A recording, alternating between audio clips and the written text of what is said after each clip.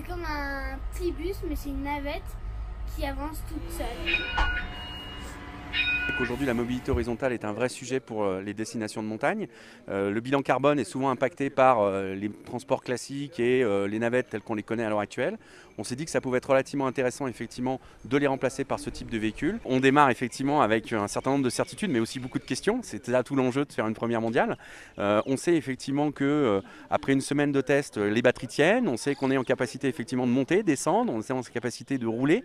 Et ça, ça nous donne effectivement une ambition où on va voir des premiers services de 4 à 5 heures qui vont nous permettre effectivement d'opérer et de délivrer du service aux piétons et aux vacanciers. On a déjà défini des scénarios par rapport à notamment des chutes de neige. On va bien entendu être dans l'expérimentation et la prudence et la compréhension de ce qu'on fait, mais aujourd'hui une navette autonome, elle a des scénarios, elle a un embarquement et des capteurs qui peuvent lui permettre effectivement de se déplacer sur de la neige ou pendant des chutes de neige.